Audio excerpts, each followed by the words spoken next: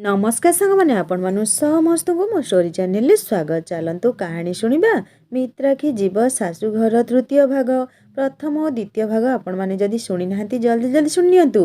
से दिन द्विपहर रे मनोज मीनाक्षी सोनाक्षी मित्राक्षी मोहित महेंद्र मौसा मालती मौसी आउ मिलन समस्ते मिसी मिलन घरे भोजन करिले।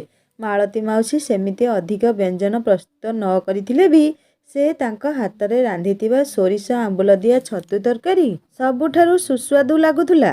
ता सहित खीरी आउ पोटल कषार स्वाद एते सुंदर थिला जे जणे केही द्वितीय थर न मागी रही परिबो नाही। समस्ते आनंद मनरे खाई सारिया परे पुणी थरे गपसपरे माती गले। कथोपकथन मझिरे मिलन कथा भी उठिथिला, किंतु मालती मौसीଙ୍କ मन दुख करिवा देखि मीनाक्षी कथार मोड़ बदलई देला। मिलन किंतु आजिर संध्या को अपेक्षा करिथिला। तार पूर्ण विश्वास थिला जे मित्रा कथा निश्चित भावरे भूल साब्यस्त होइजिबो। सेथिपई से केवल घंटा को चाहुथुला। आउ एमित्रे भी घरे लोक भर्ती थिबारु से हठात सेमानंक सामना देई बाहर को जाई पारु नथिला। पुणी महेंद्र बाबू भी घरे अछंती। से जदि देखिवे मिलन दीपहटारे न सोई बाहर को जाउची बोली से पाटितुन करि पारंती। मीनाक्षी अपा आउ मोहित भाईଙ୍କ आगरे से जदि गाली शुणिबो ताहेले तो इज्जत महता आउ रहिबो नाही। सेथिपई चुपचाप होई घर कोणरे पड़ी रहिथिला।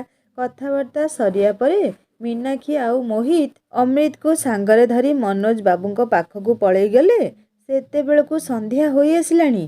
मालती देवी लुगापटा बदलई संजा दीप प्रस्तुत करुथुले। ठीक सेई समय मिलन चट करी घरु बाहर को पळेई आसिला।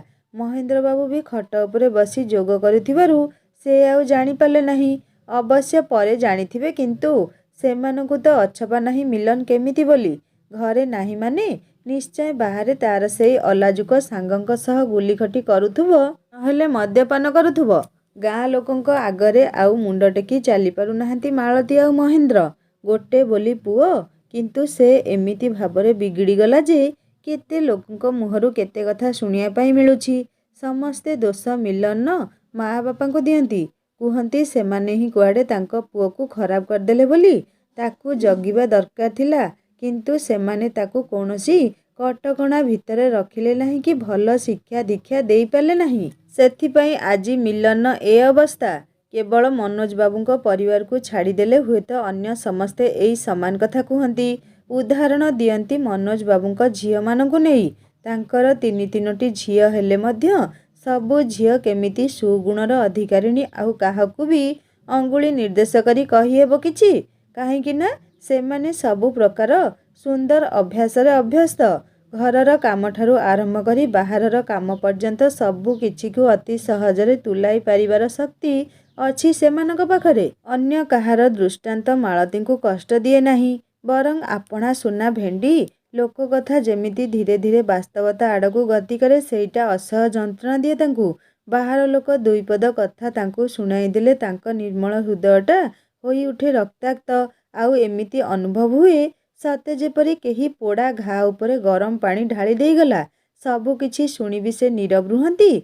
जेते हेले भी भूल तो तांक पुओ पाखरे। अन्य काहास एई कथा को नेई जुक्तितर्क करिबा अर्थ निजर सम्मान को निज पाद तले पकाई दली मकची नष्ट करिदेबा। किंतु काहेकि केजाणी काली जेतेबेले मित्रा मिलू को पसंद करुछि बोली कहिला, सेतेबेले केमिति गोटे अजणा आशंकारे तांक हृदयटा थरी उठिथिला। मित्रा जदि सतरे तांक गर्भरु जन्म नेई थांता ताहेले कौन मिलन परी गोटे पिला को से प्रेम करिथिले से ताकू समर्थन देई देई थांते? हुए तो केबे भी नुहे। ताहेले मिलन कौन तांक निज पुओ बोली से एते स्वार्थपर होई जाई सम्मति देई देले? अंधारी इलाकारे रास्ता खोजिया परी से भी खोजुथिले गोटे सठिक मार्ग। किंतु भावना भितरे रुद्धि होई जिया परे हुए तो आम मस्तिष्क काम करिबा बंद करि देई थाए। ठीक सेमिति अवस्था होइथिला मालतींकर। मित्रा को मना करी ता कोमल मनरे दुखर पहाड़ लदी देया पई तिले मात्र इच्छा नथिला मालतींकर। जदि भी मिलू सह मित्रार विवाह होई जाए ताहले पूरा दुनिया तांकू स्वार्थपर कहिबा पई पछ घुंचा देब नाही। आजी जदि मिलन भल अवस्थारे थांता हुए तो से अति खुशी रे मित्रार प्रस्ताव को ग्रहण करि नै थांते। किंतु मिलन जेउ अवस्थारे अछि सेठारु फेरिबा एक प्रकार असंभव होई जाइछि। एते बड़ असुविधा ଏତେ ବଡ଼ ସମସ୍ୟା ଭିତରେ ମିତ୍ରା ଆସି ତାଙ୍କ ମନରେ ଯେଉଁ ଆଶାର କିରଣଟିଏ ଜଳାଇ ଦେଇ ଯାଇଛି ତାକୁ ହିଁ ପାଥେୟ କରି ସେ ଟିକେ ଆଶ୍ୱସ୍ତ ହେଉଛନ୍ତି, ନିଜ ଭିତରେ ନିଜକୁ ହାଲକା କରୁଛନ୍ତି। ଜାଣିବି ନାହାନ୍ତି ମିତ୍ରା ତା ଅଭିଯାନରେ କେତେ ଦୂର ସଫଳ ହେବ। କିନ୍ତୁ ମିଲନକୁ ବଦଳେଇବାର ଗୋଟେ ଧାଡ଼ି ବାକ୍ୟ ମିତ୍ରା ମୁହଁରୁ ଶୁଣିବା ପରେ ଯେମିତି ତାଙ୍କ ଜିଅନ୍ତା ପିଣ୍ଡରେ ପ୍ରାଣ ପଶିଛି। ବାରମ୍ବାର ତୁଳସୀ ଚଉରା ଆଗରେ ମୁଣ୍ଡିଆ ମାରି ମିଲନକୁ ବଦଳେଇ ଦେବା ପାଇଁ ପ୍ରାର୍ଥନା କରୁଛନ୍ତି।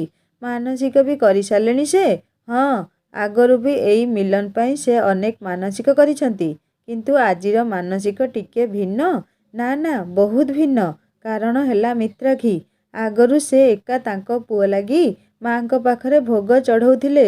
କିନ୍ତୁ ଆଜି ତାଙ୍କ ପାଖରେ ମିତ୍ରା ପରି ଏକ ଦୈବୀ ଶକ୍ତି ଧାରଣ କରିଥିବା କନ୍ୟା ଅଛି ଯିଏ ମିଲୁକୁ କଳୁଷ କାଳିମା ରୂପକ ପାପପଙ୍କରୁ ଉଦ୍ଧାର କରିବ।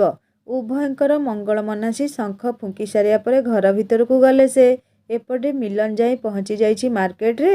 ଆଉ ଅପେକ୍ଷା କରିଛି ତା ସାଙ୍ଗମାନଙ୍କର ଆସିବା ବାଟକୁ। ଆଜି ନିର୍ଣ୍ଣୟ ହୋଇଯିବ କିଏ ସତ କିଏ ମିଛ, ମିତ୍ରା ନା ତା ସାଙ୍ଗମାନେ। ବାଟରେ ଯାଉଥିବା ଲୋକ କେହି କେହି ମିଲନକୁ ବାତରା, ଛତରା, କୁଳାଙ୍ଗାର, ନିର୍ଲଜ ଏମିତି ଅନେକ ବାଧିଲା ପରି ଶବ୍ଦ ପ୍ରୟୋଗ କରିଦେଇ ଚାଲି ଯାଉଛନ୍ତି। କିନ୍ତୁ ମିଲନ ଉପରେ ସେସବୁର କିଛି ପ୍ରଭାବ ପଡ଼ୁନାହିଁ। କାହିଁକିନା ସେ ସବୁଦିନ ଏଇ ଶବ୍ଦଗୁଡ଼ା ଶୁଣି ଶୁଣି ଅଭ୍ୟସ୍ତ ହୋଇଗଲାଣି ଆଉ ସେମାନଙ୍କ ସହ ବନ୍ଧୁତା ବି ବାନ୍ଧି ଦେଲାଣି ବୋଧହୁଏ। କିଛି ଦୂରରୁ ମିଲନର ଦୁଇଜଣ ସାଙ୍ଗ ରଘୁ ଆଉ ଶୁଭମ ଦୌଡ଼ି ଦୌଡ଼ି ଆସି ପହଞ୍ଚିଗଲେ ମିଲନ ପାଖରେ।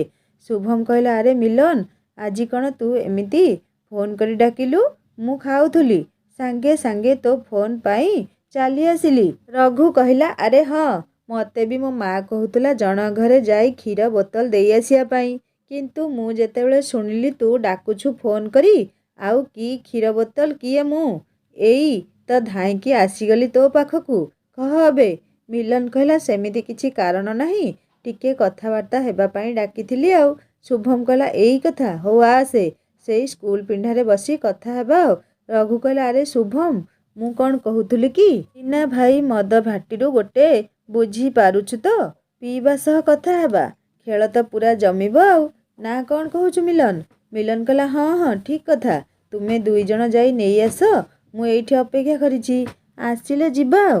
ଶୁଭମ କହିଲା, ହଁ, ଆମେ ତ ନେଇ ଆସିବା, କିନ୍ତୁ ମୁଁ ତ ପଇସା ଆଣିବା ପାଇଁ ଭୁଲିଗଲି। ତୁ ପଇସା ଦେ, ଆମେ ନେଇ ଆସିବୁ। ମିଲନ ପୂର୍ବ ଯୋଜନା ଅନୁଯାୟୀ କହିଲା, ଆରେ ଶୁଭମ, ମୋ ପାଖରେ ଏବେ ପଇସା ନାହିଁ।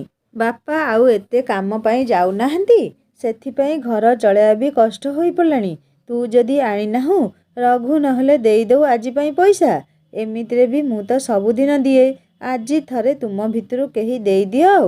ରଘୁ ମନେ ମନେ କିଛି ଭାବିଲା ଆଉ ଶୁଭମକୁ ମିଲନ ଠାରୁ ଟିକେ ଦୂରକୁ ଟାଣି ନେଇ ତା କାନ ପାଖରେ ଫୁସ୍ଫୁସ୍ ସ୍ୱରରେ କିଛି କହିଲା। ରଘୁ ଆଉ ଶୁଭମର ଏମିତି ଧୀରେ ଧୀରେ କଥା ହେବା ଦେଖି ମିଲନକୁ ଟିକେ ଅଡ଼ୁଆ ଲାଗିଲା। ତଥାପି ସେ କିଛି ନ କହି ଚୁପ୍ ରହିଲା। ରଘୁ ଆଉ ଶୁଭମ ପରସ୍ପର ଭିତରେ କିଛି ଠରାଠରି ହୋଇ ମିଲନ ପାଖକୁ ଆସିଲେ। ମିଲନକୁ ଏସବୁ ଭଲ ଲାଗୁନଥାଏ। ରଘୁ କହିଲା, ଆରେ ମିଲନ, ମୁଁ ମୋ ପର୍ସଟା ଘରେ ଛାଡ଼ି ଦେଇ ଆସିଲି। ତୁ ଯେ ସାଙ୍ଗେ ସାଙ୍ଗେ ଆସିବା ପାଇଁ କହିଲୁ ନାହିଁ, ମୁଁ ସେଥିପାଇଁ ହଠାତ୍ ତରତରରେ ପଳେଇ ଆସିଲି, ନହେଲେ ମୋ ପର୍ସରେ ଟଙ୍କା ଥିଲା। ଶୁଭମ କହିଲା, ମିଲନ, ତୁ ଯାଉନୁ, ତୁମ ଘରୁ ନେଇ ଆସିବୁ କିଛି ଟଙ୍କା, କମ୍ ବାଟ ତ ତୁମ ଘର, ତୁ ଯା ନେଇ ଆସେ, ଆମେ ତୋର ଅପେକ୍ଷା କରିଛୁ। ମିଲନ ଛାତିରେ କେହି ଯେମିତି ଖଣ୍ଡାରେ ଗାର ଟାଣିଦେବା ପରି ପ୍ରତୀତ ହେଲା। ସେ ନିଜ କ୍ରୋଧ ସମ୍ବରଣ କରି କହିଲା, ମୁଁ ତ କହିଲି ବାପା ଆଉ କାମ କରିପାରୁନାହାନ୍ତି, ସେଥିପାଇଁ ଆଉ ଅଧିକ ଟଙ୍କା ନାହିଁ ଆମ ଘରେ, ମୁଁ କେମିତି ଆଣିବି? ତୁମ ଦୁଇଜଣଙ୍କ ଘର ବି ତ ଅଳ୍ପ ବାଟ ଏଠାରୁ, କେହି ଜଣେ ଯାଇ ନେଇ ଆସିପାରିବ। ଶୁଭମ ଆଉ ରଘୁ ଟିକେ ବିରକ୍ତ ହେବା ପରି ମିଲନ ଅନୁଭବ କରିଲା। ରଘୁ କହିଲା, ମୁଁ ପୁଣି ଘରକୁ ଗଲେ ନାନା ପ୍ରଶ୍ନର ସମ୍ମୁଖୀନ ହେବା ପାଇଁ ପଡ଼ିବ ମୋତେ, ମୁଁ ଆଉ ଯିବି ନାହିଁ। ମିଲନ, ତୁ ଯଦି ଯାଇକି ଚୋରି କରି ତୁମ ଘରୁ କିଛି ଆଣିପାରିବୁ ଆଣେ, ନହେଲେ ଆମେ ଚାଲିଲୁ। ମିଲନ କହିଲା, କୁଆଡ଼େ ଚାଲିଲ? ଆଜି ପର୍ଯ୍ୟନ୍ତ ସବୁଦିନ ତ ମୁଁ ହିଁ ଦେଉଥିଲି, ଆଜି ଥରେ ତୁମମାନଙ୍କ ଉପରେ ଟଙ୍କା ଭାର ପଡ଼ିଗଲା ବୋଲି ପଳେଇ ଯିବା ପାଇଁ ବସିଛ। ଶୁଭମ କହିଲା, ହେଇ ଦେଖ ରଘୁ, ମିଲନ କେମିତି ଆମ ମୁହଁ ଉପରେ କଥା କହୁଛି ଆଜି। ସବୁଦିନ ଯଦି ତୁ ଦେଉଥିଲୁ ପଇସା, ଆଉ ଆଜି କାହିଁକି ପଇସା ନେଇ ଆସିଲୁ ନାହିଁ? ଆମେ ତ ସାଙ୍ଗ ହେଉଛୁ, ସେଇଟା ବହୁତ ବଡ଼ କଥା ତୋ ପାଇଁ। ଟଙ୍କା ଦେବୁ ତୁ ଆଉ ମଜା ଉଠେଇବୁ ଆମେ। ନା କ'ଣ କହୁଛୁ ରଘୁ? ହା ହା ହା। ରଘୁ ବି ଶୁଭମ କଥାରେ ତାଳ ଦେଇ କହିଲା, ଆରେ ହଁ ହଁ ତୁ ପୂରାପୂରି ଠିକ୍ କହିଛୁ। ଆରେ ମିଲନ, ତୁ କ'ଣ ଭାବୁଛୁ ଆମେ ଘରୁ ଟଙ୍କା ଆଣି ତୋ ପାଇଁ ଖର୍ଚ୍ଚ କରିବୁ? ଭୁଲିଯା। ତୁ ଯଦି ତୁମ ଘରୁ ଚୋରି କରି ହେଉ କି ଆଉ ଯାହା କରି ହେଉ କିଛି ଟଙ୍କା ନେଇ ଆସି ପାରିବୁ, ତାହେଲେ ଆମେ ବସି ଟିକେ ଗୁଲିଖଟି କରିବା, ଆଉ ତା ସହ ଟିକେ ନାଲି ପାଣି ବି ପେଟରେ ପଡ଼ିବ। ନହେଲେ ନାହିଁ, ତୁ ତୋ ବାଟରେ ଯା। ମିଲନର ବିଶ୍ୱାସ ସହିତ ବିଶ୍ୱାସଘାତକତା ହୋଇସାରିଥିଲା। ଧୀରେ ଧୀରେ ମିତ୍ରାର କଥାଗୁଡ଼ା ସତ୍ୟ ପ୍ରମାଣିତ ହେବାରେ ଲାଗିଥିଲା। ମିଲନର ମୁଣ୍ଡ ଉପରେ ସତେକି ଆକାଶଟା ଛିଡ଼ି ପଡ଼ୁଥିଲା ଆଉ ତା ପାଦ ତଳୁ ମାଟି ଧସେଇ ଯାଉଥିଲା। କେଉଁ ଗୋଟେ ମାୟାଜାଲରେ ଏତେ ଦିନ ଧରି ଫସି ରହିଥିବା ପରି ଅନୁଭବ କରୁଥିଲା। କ'ଣ କହି ଯେ ସେମାନଙ୍କୁ ପ୍ରତ୍ୟୁତ୍ତର ପ୍ରଦାନ କରିବ କିଛି ଭାବି ପାରୁନଥିଲା। ମନ ଭିତରେ ଦୁଃଖର ଦରିଆରେ ଥିବା ଜଳର ଆକଳନ କରିବା ଅସମ୍ଭବ ଥିଲା। ଆଉ କ୍ରୋଧରେ ଗର୍ଜନ କରିବାକୁ ତା ସ୍ୱରତନ୍ତ୍ରୀ ଇଚ୍ଛା କରୁଥିଲା। ମିଲନ ସେତେବେଳକୁ କାନ୍ଦ କାନ୍ଦ ହୋଇ ଆସିଥିଲା। ବାଷ୍ପରୁଦ୍ଧ କଣ୍ଠରେ କହିଲା, ତୁମେ ଦୁଇଜଣ ତାହେଲେ ଏତେ ଦିନ ଧରି। ଆଉ କିଛି କହିପାରିଲା ନାହିଁ ସେ। ତା ସ୍ୱର ଧୀରେ ଧୀରେ ପବନରେ ମିଳେଇ ଯାଉଥିଲା। ଶୁଭମ କହିଲା, ହଁ ତ, ଆମେ ଏତେ ଦିନ ଧରି ଟଙ୍କା ପାଇଁ ତୋ ସହ ବନ୍ଧୁତା ସ୍ଥାପନ କରିଥିଲୁ। କାହିଁକି ନା ସେତେବେଳେ ତୋ ପାଖରେ ପ୍ରଚୁର ଟଙ୍କା ଥିଲା। ଯୁକ୍ତ 2 ପଢ଼ିବା ସମୟରେ ତୁ ତୋ ବାପାଙ୍କୁ କହୁଥିଲୁ, ବାପା ମୁଁ ବହି କିଣିବି, ବାପା ହଷ୍ଟେଲ ଖର୍ଚ୍ଚ ଦେବି, ବାପା ମିକ୍ସଚର ବିସ୍କୁଟ ସରିଯାଇଛି ଆଣିବି, ବାପା ମୋର ନୂଆ ପୋଷାକ ଗୋଟେ ଦରକାର ଥିଲା। ଏମିତି ହୁଏତ ବହୁତ କିଛି। ଆଉ ତୋର ସେ ହୁଣ୍ଡା ବାପା ତାଙ୍କ ପୁତ୍ର ପ୍ରେମରେ ଅନ୍ଧ ହୋଇ ତୋ କଥାକୁ ଅତି ସହଜରେ ବିଶ୍ୱାସ କରି ଯାଉଥିଲେ। ସେଥିପାଇଁ ତୁ କହିବା ମାତ୍ରେ ତୋ ଆକାଉଣ୍ଟକୁ ଟଙ୍କା ପଠେଇ ଦେଉଥିଲେ। ସେତେବେଳେ ତୁ ଥିଲୁ ସୁନା ଅଣ୍ଡା ଦିଆ କୁକୁଡ଼ା। ସେଥିପାଇଁ ଆମେ ତୋ ପଇସାକୁ ହାତେଇବା ପାଇଁ ତୋ ସହିତ ବନ୍ଧୁତା କରିଥିଲୁ। ଆଉ ତୁ ବି ମୂର୍ଖ ଆମ ସହ ସାଙ୍ଗେ ସାଙ୍ଗେ ସାଙ୍ଗ ହୋଇଗଲୁ। କିଛି ଆଗପଛ ବିଚାର ବି କରିଲୁ ନାହିଁ। ଆମେ ତ ଜାଣିଥିଲୁ ଆରମ୍ଭରୁ ଆମର ପାଠ ହେଉନଥିଲା ବୋଲି, କିନ୍ତୁ ଦଶମ ପରୀକ୍ଷାରେ କପିଟପି କରି ଭଲ ନମ୍ବର ରଖିଦେଇଥିଲୁ। ସେଥିପାଇଁ ଆମ ନାମ ଗୋଟେ ଭଲ କଲେଜରେ ଲେଖା ହୋଇ ପାରିଥିଲା। କିନ୍ତୁ ବିଜ୍ଞାନ ପାଠ ଆମ ମୁଣ୍ଡ ଉପର ଦେଇ ଯାଉଥିଲା। ଆମେ ଲକ୍ଷ୍ୟ କରୁଥିଲୁ ତୁ ପାଠପଢ଼ାରେ ଖୁବ୍ ଆଗୁଆ ଅଛୁ ବୋଲି। ସେଥିପାଇଁ ତ ଆମେ ଆମ ଷଡ଼ଯନ୍ତ୍ରରେ ତୋତେ ଫସେଇବାର ଯୋଜନା କରିଥିଲୁ। ତୋ ବାପା କଷ୍ଟ କରି ଆଣୁଥିବା ଟଙ୍କା ତୋ ପାଖକୁ ପଠାଇବା ପରେ ଆମେ ସେସବୁ କେମିତି ଧୂଳିସାତ୍ କରିବୁ ସେଇ ଚିନ୍ତାରେ ରହିଥିଲୁ। ଶେଷରେ ମଦ ପିଇବା, ସିଗାରେଟ୍ ଟାଣିବା, ଗୁଟ୍ଖା ଖାଇବା, କ୍ଲାସ୍ ମିସ୍ କରି ଫିଲ୍ମ ଦେଖିବାକୁ ଯିବା, ରାତିରେ ମଦ ମାଂସର ଆୟୋଜନ କରିବା, ବାହାରେ ବୁଲି ବିଭିନ୍ନ ପ୍ରକାର ସୁସ୍ୱାଦୁ ଖାଦ୍ୟ ଖାଇବା, ବଡ଼ ବଡ଼ ରେଷ୍ଟୁରାଣ୍ଟ ଯାଇ ଆଇସ୍କ୍ରିମ୍, ଚକୋଲେଟ୍ ଇତ୍ୟାଦି ଆଣିବା, ଏସବୁ ଆମ ଯୋଜନା ଥିଲା। ସେଇ ଉପାୟରେ ହିଁ ଆମେ ତୋ ପଇସା ସବୁ ମାରି ଦେଉଥିଲୁ। ଆଉ ଧୀରେ ଧୀରେ ତୁ ବି ଆମ ସହ ମିଶି ସେସବୁ ଅଭ୍ୟାସକୁ ଆପଣେଇ ନେଲୁ। ତା ସହିତ ପାଠରୁ ତୋ ଧ୍ୟାନ ହଟି ଆସିଲା। ସମୟକ୍ରମେ ତୁ ଏମିତି ନିଶାଗ୍ରସ୍ତ ହୋଇଗଲୁ ଯେ ନିଜେ ଟଙ୍କା ଆଣି ଆମ ହାତରେ ଧରେଇ ଦେଇ ମଦ କିଣି ଆଣିବା ପାଇଁ କହୁଥିଲୁ। ତତେ ତ ପାଚେରୀ ଡେଇଁ ବାହାରକୁ ଯିବା ପାଇଁ ଡର ଲାଗୁଥିଲା। ସେଥିପାଇଁ ମଦର ସଠିକ୍ ମୂଲ୍ୟ ବି ତୁ ଜାଣିପାରୁନଥିଲୁ। ତୁ ଦେଇଥିବା ଟଙ୍କାରୁ କିଛି ରଘୁ ଆଉ ମୁଁ ନେଇଯାଉଥିଲୁ, ଆଉ କିଛିରେ ସେଇ ସବୁ ନିଶା ଦ୍ରବ୍ୟ କିଣି ଆଣୁଥିଲୁ। କେବଳ ଆଉ କେବଳ ଟଙ୍କା ପାଇଁ ଆମେ ତୋ ସହ ରହିଥିଲୁ। ଆଉ ଆଜି ଯେତେବେଳେ ତୁ କହିସାରିଲୁଣି ଯେ ତୁମ ଘରେ ଟଙ୍କାର ଅଭାବ ଦେଖାଗଲାଣି ବୋଲି, ଆମେ ଆଉ ତୋ ସହ ରହି ଲାଭ କ'ଣ? ତୋଠାରୁ ଯାହା ତ ପାଉଥିଲୁ ସେସବୁ ଆଉ କିଛି ମିଳିବ ନାହିଁ। ଏମିତିରେ ବି ତୁ ପୂରା ବରବାଦ ହୋଇସାରିଛୁ। ଚାହିଁଲେ ବି ନିଜକୁ ଆଉ ସଜାଡ଼ି ପାରିବୁ ନାହିଁ। ହା ହା ହା। ରଘୁ ଚିଡ଼େଇବା ପରି କହିଲା, ଆରେ ଦେଖ ଦେଖ, ବିଚରା ଛୁଆଟା ଆଖିରୁ ଏମିତି ଲେମ୍ବୁ ରସ ଝରି ପଡ଼ୁଛି। ଓହୋ, ଛି ଛି, କେତେ କଷ୍ଟ ପାଉଛିରେ ପିଲାଟା। କେହି ଟିକେ ତାକୁ ବୁଝାଓରେ। ହା ହା ହା। ଯା, ଏବେ ତୁମ ଭଙ୍ଗା ଘରକୁ ଯାଇ ତକିଆରେ ମୁହଁ ଚାପି କାନ୍ଦିବୁ। ସେହି ସମୟରେ ମିଲନ କାନ୍ଦୁଥିଲା ସତ, କିନ୍ତୁ ତା ଧୈର୍ଯ୍ୟର ସବୁ ସୀମା ଉଲ୍ଲଙ୍ଘନ ହୋଇସାରିଥିଲା। ରଘୁ ଆଉ ଶୁଭମର ଗୋଟେ ପଦ କଥା ବି ଶୁଣିବା ପାଇଁ ତା ପାଖରେ ଆଉ ଶକ୍ତି ନଥିଲା। ଏତେ ବଡ଼ ବିଶ୍ୱାସଘାତକତା ମାନେ ତା ସହିତ କରିବେ ବୋଲି ସେ ସ୍ୱପ୍ନରେ ସୁଦ୍ଧା ଭାବିନଥିଲା। ଆଜି ସକାଳେ ମିତ୍ରା କହିଥିବା କଥାଗୁଡ଼ା ତା ମନ ଭିତରକୁ ଧସେଇ ପଶି ଆସୁଥିଲା। ଆଉ ମିତ୍ରାର ମୁହଁଟା ତା ଆଖି ଆଗରେ ନାଚି ଯାଉଥିଲା। ଏଇ କଥା କହି କେତେ ଥର ବୁଝାଇଛି ତାକୁ ସେ। କିନ୍ତୁ ଏବେ ଯେତେବେଳେ ସେମାନଙ୍କ ମୁହଁରୁ ଏସବୁ ଶୁଣିବା ପାଇଁ ମିଳୁଛି, ଯେଉଁମାନଙ୍କୁ ସେ ନିଜର ସବୁକିଛି ବୋଲି ଭାବି ଆସୁଥିଲା, ଆଉ ସେଥିପାଇଁ ତା ମା ବାପା ଆଉ ଗୁରୁଜନଙ୍କୁ ବି ଅନେକ କଥା କହିବା ପାଇଁ ପଛଘୁଞ୍ଚା ଦେଇନାହିଁ, ସେତେବେଳେ ସେ କେଉଁ ପ୍ରକାର ଯନ୍ତ୍ରଣା ଅନୁଭବ କରୁଥିବ ତାହା ସହଜରେ ଅନୁମେୟ। ମିଲନ ଗର୍ଜନ କରି ଘୋଷାଡ଼ି ଆଣିଲା ରଘୁକୁ। ରଘୁ ତା ହାତକୁ ଧରି ନିଜକୁ ମୁକୁଳେଇବା ପାଇଁ ଚେଷ୍ଟା କରୁଥିଲା, କିନ୍ତୁ ମିଲନ ଶରୀରରେ ଏତେ ମାତ୍ରାରେ ଶକ୍ତି ସଞ୍ଚାରିତ ହୋଇସାରିଥିଲା ଯେ ରଘୁର ପ୍ରତିରୋଧ ତା ଆଗରେ ଫିକା ଲାଗୁଥିଲା। ମିଲନ ଜୋରରେ ପାଟି କରି ବେଇମାନ ବୋଲି କହି ତା ଗାଲରେ ଲଗେଇଦେଲା ଏକ ଶକ୍ତ ଚାପୁଡ଼ା। ରଘୁର ଏ ଅବସ୍ଥା ଆଉ ମିଲନର ଉଗ୍ର ରୂପ ଦେଖି ଶୁଭମ ଚୁପ୍ ଚୁପ୍ ପଳାୟନ କରିବା ପାଇଁ ବୃଥା ପ୍ରୟାସ କରୁଥିବା ବେଳେ ଅନ୍ୟ ହାତରେ ମିଲନ ତା ସାର୍ଟକୁ ଧରି ଟାଣି ଆଣିଲା ନିଜ ଆଡ଼କୁ। ଶୁଭମ ସେତେବେଳକୁ ଭୟରେ ଥରିବାରେ ଲାଗିସାରିଥିଲା। ତଥାପି ମନରେ ସାହସ ସଞ୍ଚାର କରି ମିଲନ ପିଠିରେ ବସେଇ ଦେଲା ଗୋଟେ ବିଧା ନିଜର ସମସ୍ତ ଶକ୍ତି ଲଗାଇ। କିନ୍ତୁ ମିଲନ ସେମିତି ନିଶ୍ଚଳ ଦଣ୍ଡ ପରି ଦଣ୍ଡାୟମାନ ଥିଲା। ରଘୁକୁ ଛାଡ଼ିଦେଇ ଶୁଭମର ହାତକୁ ଖୁବ୍ ଜୋରରେ ମୋଡ଼ିଦେଲା ଆଉ ପାଖରେ ଥିବା ଗୋଟେ ବିଦ୍ୟୁତ ଖୁଣ୍ଟିରେ ଶୁଭମର ମୁଣ୍ଡକୁ ବାଡ଼େଇ ଦେଲା। ଅବଶ୍ୟ ଶୁଭମର କିଛି କ୍ଷତି ହେଲାନି ସେମିତି, କିନ୍ତୁ ରଘୁ ଆଉ ଶୁଭମ ଯିଏ ଯାହା ଜାଗାରେ ଚୁପ୍ ହୋଇ ଛିଡ଼ା ହୋଇଗଲେ। ମିଲନ ଚିତ୍କାର କରି କହିଲା, ଆରେ ତୁମ ପରି ବିଶ୍ୱାସଘାତକଙ୍କ ପାଇଁ ମୁଁ ଲଢ଼େଇ କରିଛି ମୋ ମା ବାପା ଆଉ ଗୁରୁଜନଙ୍କ ସହ, ଝଗଡ଼ା କରିଛି ଆଉ ଗାଳି ଦେଇଛି ମିତ୍ରାକୁ, ଖୁବ୍ ବାଧିବା ପରି ଶବ୍ଦ ପ୍ରୟୋଗ କରିଛି ମୁଁ ତା ପ୍ରତି।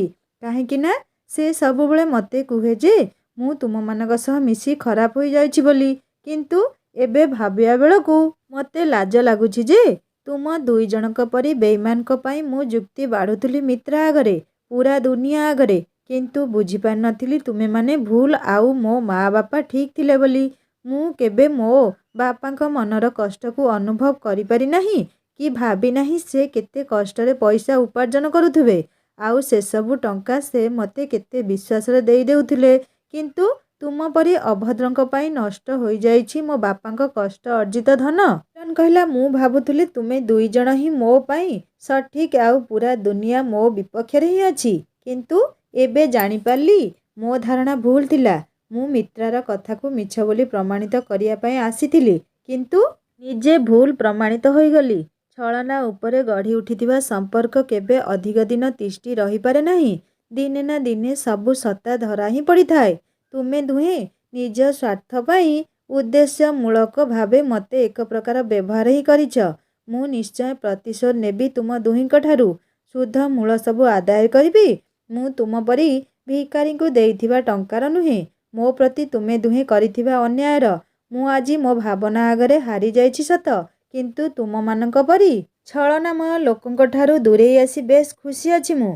ଆଉ ଆଜିର ଏ ଟଙ୍କା ନଥିବା ଅଭିନୟ କରିବା ପାଇଁ ମିତ୍ରା ମୋତେ କହିଥିଲା, ଯାହାଦ୍ୱାରା ତୁମମାନଙ୍କ ଅସଲ ଉଦ୍ଦେଶ୍ୟ କ'ଣ ଜଣାପଡ଼ିଯିବ। ଆଉ ଜଣା ବି ପଡ଼ିଗଲା। ଏତେ ଛୋଟଲୋକ ନୀଚ ମନୋବୃତ୍ତି ପାଇଁ ମୁଁ ଯିବା ଆଗରୁ ନିଶ୍ଚୟ କିଛି ଦେଇକରି ଯିବି। ରଘୁ ଆଉ ଶୁଭମ ଆଜି ପର୍ଯ୍ୟନ୍ତ ମିଲନର ଶାନ୍ତ ସରଳ ରୂପ ଦେଖିଥିଲେ, କିନ୍ତୁ ହଠାତ୍ ମିଲନର ଏମିତି ବିଶ୍ୱରୂପ ଦେଖିବା ପରେ ସେମାନଙ୍କ ଛାତି ଥରି ଉଠୁଥିଲା। ଅଧିକ କଷ୍ଟ ଲାଗୁଥିଲା ସେମାନଙ୍କୁ ଯେ ମିଲନ ତା ପାଖରେ ଟଙ୍କା ନଥିବାର ଅଭିନୟ କରୁଥିଲା ବୋଲି। କିନ୍ତୁ ସେମାନେ ସତ କଥା କହିଦେଇ ନିଜକୁ ନିଜେ ଧରପକେଇ ଦେଇଥିଲେ ମିଲନ ଆଗରେ। ଆଉ ସେହି କ୍ଷଣରେ ହିଁ ସେମାନେ ତାଙ୍କର ସୁନା ଅଣ୍ଡାଦିଆ କୁକୁଡ଼ାକୁ ହରାଇ ସାରିଥିଲେ। ରଘୁ ଓ ଶୁଭମ ଆଶ୍ଚର୍ଯ୍ୟ ଭାବେ ମିଲନର ଝାଳପୂର୍ଣ୍ଣ ମୁହଁକୁ ଚାହିଁ ରହିଥିଲେ, ସତେ ଯେମିତି ମିଲନ ଆଖିରୁ ଅଗ୍ନି ବର୍ଷା ହୋଇଯିବ ଏଇ ସାଙ୍ଗେ ସାଙ୍ଗେ। ମିଲନ ତା ପକେଟରୁ ଦୁଇଟା 500 ଟଙ୍କିଆ ନୋଟ୍ ବାହାର କରି ବୁଲାଇ ଆଣିଲା ନିଜ ମୁହଁ ଚାରିପାଖରେ ଆଉ ଫୋପାଡ଼ି ଦେଲା ସେମାନଙ୍କ ଉପରକୁ। ଓଠରେ ଟିକେ ତାଚ୍ଛଲ୍ୟଭରା ହସ ଫୁଟେଇ କହିଲା, ନଜର ଉତାରିଦେଲି ତୁମ ଦୁହିଁଙ୍କର ମୋ ଉପରୁ। ଶେଷଥର ପାଇଁ ମୋ ବାପାଙ୍କ ଅର୍ଥ ଦୁଇ ଭିକାରୀଙ୍କ ଭିକ୍ଷାଥାଳ ଭରିବାରେ କାମରେ ଲାଗିଥିବାରୁ ମୁଁ ଗର୍ବିତ। ଆଗରୁ ମୁଁ ତୁମମାନଙ୍କର ଏ ସ୍ୱାର୍ଥପର ଭାବନା ବିଷୟରେ ଅବଗତ ନଥିଲି, କିନ୍ତୁ ଏବେ ସବୁ ଜାଣିସାରିବା ପରେ ଖୁସିରେ ଦାନ କରିଦେଲି। ଭବିଷ୍ୟତରେ ଯେମିତି ତୁମ ଦୁହିଁଙ୍କ ଛାଇ ମୋ ଉପରେ ନ ପଡ଼େ ସେଥିପାଇଁ ସଜାଗ ରହିଥିବ। ରଘୁ ଆଉ ଶୁଭମ ଅପଲକ ନୟନରେ ବଲବଲ କରି ଅନାଇ ରହିଥିଲେ ମିଲନର ମୁହଁକୁ। ମିଲନ ଏକା ମୁହାଁ ହୋଇ ଚାଲିଗଲା ତାଙ୍କ ଘର ଆଡ଼କୁ। ଥରୁଟିଏ ମାତ୍ର ପଛକୁ ବୁଲି ଚାହିଁଲା ନାହିଁ। ଘରେ ପହଞ୍ଚି ଖଟ ଉପରେ ବସି ପଡ଼ିଲା, ଆଉ ତକିଆରେ ମୁହଁ ଜାକି କାନ୍ଦିବାରେ ଲାଗିଗଲା। ମାଳତୀ ପୁଅର ଏମିତି କାନ୍ଦିବା ଦେଖି ଖୁବ୍ ବ୍ୟସ୍ତ ହୋଇ ପଡ଼ିଲେ। ହୁଏତ ବହୁତ ବର୍ଷ ହେବ ସେ ତାଙ୍କ ପୁଅର ଏମିତି ରାହାଧାରୀ କାନ୍ଦିବା ଦେଖି ନଥିଲେ। ସେ ଖଟରେ ବସିପଡ଼ି ଆଉଁସି ଦେଲେ ମିଲନର ପିଠିକୁ। ମିଲନ ଆହୁରି ଜୋରରେ କାନ୍ଦିବାରେ ଲାଗିଲା। ମାଳତୀ ତାକୁ ସାନ୍ତ୍ୱନା ଦେଇ କହିଲେ, କ'ଣ ହୋଇଛି ମିଲୁ? କେହି କ'ଣ କିଛି କହିଛନ୍ତି? ମିଲନକୁ କେହି ଗାଳି କରିବା କି କିଛି ଖରାପ ଶବ୍ଦ କହିବା ଅତି ସାଧାରଣ କଥା ଥିଲା। ସେଥିରେ ଆଶ୍ଚର୍ଯ୍ୟ ହେବାର କିଛି କାରଣ ବି ନଥିଲା। କିନ୍ତୁ ମାଳତୀ ଯେତେ ହେଲେ ବି ତା ମା'ର ଏମିତି କ୍ରନ୍ଦନ ଦେଖି କେଉଁ ମା ଅବା ଧୈର୍ଯ୍ୟ ଧରି ରହିପାରିବ? ମାଳତୀ ମିଲନ ଚୁପ୍ ରହିବା ଦେଖି ପୁଣି ଥରେ ପ୍ରଶ୍ନ କରିଲେ, ଆରେ ମିଲୁ, ମୋତେ ତ କହ ଆଗେ କ'ଣ ହୋଇଛି ତୋର? ତୁ ବହୁତ ବର୍ଷ ହୋଇଗଲାଣି ଏମିତି ଛୋଟ ପିଲାଙ୍କ ପରି କେବେ କାନ୍ଦି ନଥିଲୁ, ଆଉ ହଠାତ୍ ଘର ଭିତରକୁ ପଶୁ ପଶୁ ଏମିତି ହେଉଛୁ ଦେଖିଲେ ଯିଏ ବି ହେଉନା କାହିଁକି ବିଚଳିତ ହେବା ସ୍ୱାଭାବିକ କଥା। ମୋତେ ବହୁତ ଭୟ ଲାଗୁଛି ମିଲୁ, କ'ଣ ହୋଇଛି ଶୀଘ୍ର କହ ମୋତେ। ମୋର ଆଉ ଧୈର୍ଯ୍ୟ ନାହିଁ, ମୁଁ ଅଣନିଃଶ୍ୱାସୀ ହୋଇଯିବି ମିଲୁ, ଶୀଘ୍ର କହ ମୋତେ। ମିଲନ ଆଖିରୁ ଲୁହ ପୋଛି ଉଠି ପଡ଼ିଲା, ଆଉ ମାଳତୀଙ୍କ ମୁହଁକୁ ଏକଲୟରେ କରୁଣ ଚାହାଣୀରେ ଚାହିଁ ରହିଲା। ମାଳତୀଙ୍କ ଛାତି ଭିତରଟାକୁ ସତେ ଯେମିତି କେହି ବିଦାରି ପକାଉଥିଲା। ମାଳତୀ କହିଲେ, ମିଲୁ, ମିଲୁ, କହନା କ'ଣ ହୋଇଛି ତୋର? ତୋ କାନ୍ଦ ଦେଖି ମୁଁ ସହିପାରୁ ନାହିଁ ରେ ବାବା। ମିଲନ ଦୀର୍ଘଶ୍ୱାସ ଛାଡ଼ି ମନ ଭିତରେ ସାହସ ସଞ୍ଚୟ କରି କହିଲା, ବୋଉ, ମୋତେ କ୍ଷମା କରିଦେବୁ। ସତରେ କୁସଙ୍ଗରେ ପଡ଼ି ମୁଁ ବହୁତ କିଛି ଭୁଲ କରିଛି, ଯାହାର ହୁଏତ କ୍ଷମା ନାହିଁ, କିନ୍ତୁ ତଥାପି ତୋ ସାମ୍ନାରେ ମୁଁ ହାତ ଯୋଡ଼ି କ୍ଷମା ପ୍ରାର୍ଥନା କରୁଛି ବୋଉ। ତୋ ମହାନ ହୃଦୟରେ ମୁଁ ମେଞ୍ଚା ମେଞ୍ଚା ଦୁଃଖର ବାଦଲ ଥୋଇ ଦେଇଛି। ମୋତେ ଯଦି କ୍ଷମା ନ କରିପାରୁଛୁ, ଯାହା ଦଣ୍ଡ ଦେବା କଥା ଦେଇପାରୁ। ମୁଁ ଖୁସିରେ ଖୁସିରେ ତୋ ଦଣ୍ଡକୁ ସ୍ୱୀକାର କରି ଦଣ୍ଡିତ ହେବା ପାଇଁ ପ୍ରସ୍ତୁତ ଅଛି। ମାଳତୀ ଆବାକାବା ହୋଇ ଅନେଇଥିଲେ ମିଲନ ମୁହଁକୁ। ଯେଉଁ ମୁହଁରୁ ସେ ଆଜି ପର୍ଯ୍ୟନ୍ତ ବିରକ୍ତିକର ଶବ୍ଦ ଶୁଣି ଆସିଥିଲେ, ସେହି ମୁହଁ ଆଜି ନିଜ ଗାଲରେ ଶୁଖି ଆସିଥିବା ଲୋତକକୁ ଧାରଣ କରି କ୍ଷମା ମାଗୁଛି ତାଙ୍କ ଆଗରେ, ପୁଣି ଦଣ୍ଡ ଦେବା ପାଇଁ ବି କହୁଛି। ଏସବୁ ସତ ନା ସ୍ୱପ୍ନ ସେ କିଛି ବୁଝିପାରୁ ନଥିଲେ, ବିଶ୍ୱାସ କରିପାରୁ ନଥିଲେ ନିଜ ଶ୍ରବଣ ଶକ୍ତିକୁ। ଲଙ୍କାରେ ହରିଶବ୍ଦ ପରି ମିଲନ ପାଟିରୁ ଏମିତି କଥା ଏକ ପ୍ରକାର ଅସମ୍ଭବ ଲାଗୁଥିଲା। ମାଳତୀଙ୍କ ଜଡ଼ ଅବସ୍ଥା ଦେଖି ମିଲନ ତାଙ୍କ ହାତକୁ ଜାବୁଡ଼ି ଧରି କହିଲା, ମୁଁ ଜାଣିଛି ବୋଉ, ତୁ ମୋ କଥାକୁ ବିଶ୍ୱାସ କରିପାରୁ ନଥିବୁ, କିନ୍ତୁ ସତରେ ମୁଁ ଆଜି ତୁମମାନଙ୍କୁ ଅପମାନିତ କରିବାର ଫଳ ପାଇଯାଇଛି। ତୁମ ସମସ୍ତଙ୍କ ହୃଦୟକୁ କଷ୍ଟ ପହଞ୍ଚାଇବାର ଦଣ୍ଡ ସ୍ୱରୂପ ମୁଁ ମୋର ଯେଉଁ ସାଙ୍ଗମାନଙ୍କୁ ଅତି ନିଜର ବୋଲି ଭାବୁଥିଲି, ସେମାନେ ହିଁ ଆଜି ମୋତେ ଠକି ଦେଇ ଚାଲିଗଲେ। ସେମାନଙ୍କ ପାଇଁ କ'ଣ କ'ଣ କରିନଥିଲି ମୁଁ, କିନ୍ତୁ ସେମାନେ ଆଜି ସବୁ କିଛିର ହିସାବ କରିଦେଇ ଚାଲିଗଲେ। ଜାଣିଛୁ ବୋଉ, ମୁଁ ବି ନା ସେମାନଙ୍କ ସହିତ ସବୁ ସମ୍ପର୍କ କାଟିଦେଇ ଆସିଛି। ରହିବାର ନାହିଁ ମୋର ସେ ସ୍ୱାର୍ଥପର ଦୁନିଆରେ।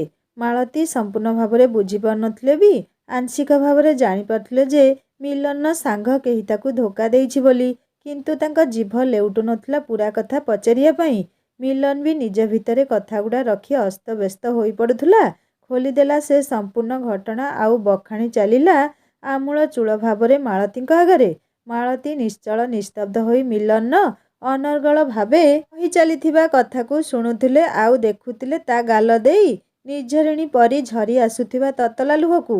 ମା ଭାବରେ ଅନୁଭବ ବି କରିପାରୁଥିଲେ ନିଜ ପୁଅ ହୃଦୟରେ ଲାଗିଥିବା ଶକ୍ତ ଧକ୍କାକୁ, କିନ୍ତୁ କାହିଁକି କେଜାଣି ସେ ବୁଝିବା ପାଇଁ ଠିକ୍ ମନେ କରିଲେ ନାହିଁ, କି ତାଙ୍କ ହାତ ଆଗକୁ ବଢ଼ିଲା ନାହିଁ ମିଲନ ଆଖିରୁ ବୋହି ଆସୁଥିବା ଅଶ୍ରୁକୁ ତୋଳି ନେବା ପାଇଁ। ମନେ ମନେ ସେ ବହୁତ ଖୁସି ହେଉଥିଲେ। ଯାହା ହେଉ, ବିଳମ୍ବରେ ହେଲେ ମଧ୍ୟ ମିଲନ ସତ କ'ଣ ଜାଣିପାରିଛି, ଆଉ ହୁଏତ ଭୁଲ ଠିକ୍ର ବିଚାର ବି ତା ଭିତରେ ଆସିଯାଇଥିବ ପ୍ରାୟ। ମିଲନ ପୂରା ଘଟଣା କହିସାରିବା ପରେ ବି ଖୁବ୍ କାନ୍ଦୁଥିଲା। ମାଳତୀ ତାକୁ କାନ୍ଦିବାରୁ ଅଟକାଇବା ପାଇଁ ଚେଷ୍ଟା କରିଲେ ନାହିଁ। କାରଣ ଥିଲା ହୁଏତ ମିଲନ ଛାତିରେ ଜମାଟ ବାନ୍ଧିଥିବା କୋହ ସବୁ ଲୁହ ହୋଇ ବହିଯିବା ପରେ ସେ ନିଜକୁ ହାଲକା ମନେ କରିବ, ଆଉ ପୁଣି ଥରେ ଲଢ଼େଇ କରିବା ପାଇଁ ଶକ୍ତି ସଂଗ୍ରହ କରିପାରିବ। ଏମିତିରେ ବି ମିଲନ ସିନା ସତ୍ ହୃଦୟରେ ସେମାନଙ୍କୁ ବନ୍ଧୁ ରୂପେ ଗ୍ରହଣ କରିନେଇଥିଲା, କିନ୍ତୁ ସେମାନେ ତ ଉଦ୍ଦେଶ୍ୟ ରଖି ଟଙ୍କା ଲୋଭରେ ମିଲନକୁ ନିଜ ସାଥୀ ବୋଲି ବାଛିଥିଲେ। ଆଉ ସେ ସ୍ୱାର୍ଥ ଥିବା ସମ୍ପର୍କ ରହି ଲାଭ ବି କ'ଣ? ଯେଉଁ ସମ୍ପର୍କ ତାଙ୍କ ଏକମାତ୍ର ପୁତ୍ରକୁ ଅବାଟକୁ ଟାଣି ନେଇଛି, ସେ ସମ୍ପର୍କ କଟିଯିବା ନିହାତି ଦରକାର ଥିଲା। ବରଂ ଆଜି ମିଲନ କାନ୍ଦୁ, ଯେତେ ଇଚ୍ଛା କାନ୍ଦୁ, କିନ୍ତୁ ସେମାନଙ୍କ ପ୍ରତି ତା ମନରେ ଘୃଣାଭାବ ସୃଷ୍ଟି ହେବା ଉଚିତ। ମିଲନ ବହୁ ସମୟ ଧରି କାନ୍ଦି ସାରିବା ପରେ ଧୀରେ ଧୀରେ ଶାନ୍ତ ପଡ଼ି ଆସିଲା। ମାଳତୀ ସିଧାସଳଖ ଭାବେ ମିଲନକୁ ଅନାଇ ନଥିଲେ ବି ପାଖରେ ରହି ଲକ୍ଷ୍ୟ କରୁଥିଲେ ତା କାର୍ଯ୍ୟକଳାପକୁ। ଅଳ୍ପ କିଛି ସମୟ ଭିତରେ ମିଲନ ନୀରବରେ ଶୋଇପଡ଼ିଲା। ମାଳତୀ ବି ଆଉ ତାକୁ ଉଠାଇ ତା ଅଶାନ୍ତ ମନରେ କୁହୁଳୁଥିବା ଧୂଆଁ ଉପରେ ଘିଅ ଢାଳିବାକୁ ଚାହୁଁନଥିଲେ। ସେଥିପାଇଁ ସେ ବି ଯାଇ ତାଙ୍କ ଛୋଟ ରୁମ୍ଟିରେ ଗଡ଼ିଗଲେ। ବର୍ତ୍ତମାନ କିନ୍ତୁ ତାଙ୍କ ମାନସ ପଟରେ ମିଲନଠାରୁ ଅଧିକ ମିତ୍ରାକ୍ଷୀ ଜାଗି ଉଠୁଥିଲା। ଧୀରେ ଧୀରେ ମିତ୍ରାକ୍ଷୀ ଉପରେ ତାଙ୍କର ଭରସା ବଢ଼ି ଚାଲିଥିଲା। ତାଙ୍କୁ ଲାଗୁଥିଲା ଏଇ ସମୟରେ ହିଁ ସେ ଯଦି ଆସି ମିଲନକୁ ଟିକେ ବୁଝାସୁଝା କରେ, ହୁଏତ ମିଲନ ବୁଝିପାରିବ ତା ସହ ବିଶ୍ୱାସଘାତକତା ହୋଇଥିବା ଯୋଗୁଁ ସେ ପୂରାପୂରି ଭାଙ୍ଗି ପଡ଼ିଛି। ତାକୁ ଜଣକ ସାହାରା ଦରକାର, ଯାହା ପାଇଁ ସେ ତଳୁ ଉଠି ପୁଣି ଥରେ ଅଣ୍ଟା ସଳକି ଛିଡ଼ା ହେବ ଆଉ ଅନ୍ୟମାନଙ୍କ କଥା ଚିନ୍ତା ନ କରି ନିଜ ଭବିଷ୍ୟତ କଥା ଭାବିବ। ଆରେ ହଁ, ମିତ୍ରା ତ କହୁଥିଲା କ'ଣ ଗୋଟେ ସପ୍ତାସ୍ତର ଶିକ୍ଷା ଦେବ ବୋଲି। କେଜାଣି କେଉଁ ଅସ୍ତ୍ର କଥା ଆସିଛି ତା ମନକୁ। କିନ୍ତୁ ଏ ପରିସ୍ଥିତିରେ ମୁଁ ମୋ ଆଡ଼ୁ ମିତ୍ରାକୁ କିଛି କହିଲେ ସେ ଖରାପ ଭାବିପାରେ। ହେବ ଯଦି ଟିକେ ପରୋକ୍ଷରେ କହିବାକୁ ଚେଷ୍ଟା କରିବି। ଦେଖାଯାଉ କାଲି ସେ ଆସୁଛି କି ନାହିଁ। ଏମିତିରେ ବି ମୀନା ଅଛି ଘରେ, ସେଥିପାଇଁ ସେ ହୁଏତ ମୀନା ଯିବା ପରେ ଆସିପାରେ। ଭାବନା ଭିତରେ କେତେବେଳେ ଆଖି ଲାଗି ଆସିଥିଲା ମାଳତୀଙ୍କର। ରଜନୀର ନିସ୍ତବ୍ଧ ପ୍ରହରୀରେ କୋଳାହଳ ସମ୍ପୂର୍ଣ୍ଣ ବନ୍ଦ ହୋଇସାରିଥିଲା। ବୋଧେ ବହୁତ ବର୍ଷ ପରେ ମାଳତୀ ଆଜି ଟିକେ ଶାନ୍ତିରେ ନିଦ୍ରା ଯାଇଥିଲେ। ପରଦିନ ସକାଳ ହେଲା। ମିତ୍ରାକ୍ଷୀ ଉଠିପଡ଼ି ଦେଖିଲା ସମସ୍ତେ ଶୋଇଥିଲେ। ମୋହିତ ଆଉ ମୀନାକ୍ଷୀ ମଝିରେ ଅମୃତ ଜାକି ହୋଇ ଶୋଇଯାଇଥିଲା। ମନୋଜ ବାବୁ ବି ବଙ୍ଗଳାରେ ପଡ଼ିଥିବା ଖଟ ଉପରେ ଶୋଇ ଘୁଙ୍ଗୁଡ଼ି ମାରୁଥିଲେ। ସୋନାକ୍ଷୀ କୁଆଡ଼େ ଗଲା? ମିତ୍ରା ଖୋଜି ଖୋଜି ଆସି ଦେଖିବା ବେଳକୁ ସୋନା ଛାତ ଉପରେ ଅଳ୍ପ ଅଳ୍ପ ପଡ଼ିଥିବା ଖରାରେ ବସି ପଢ଼ୁଛି।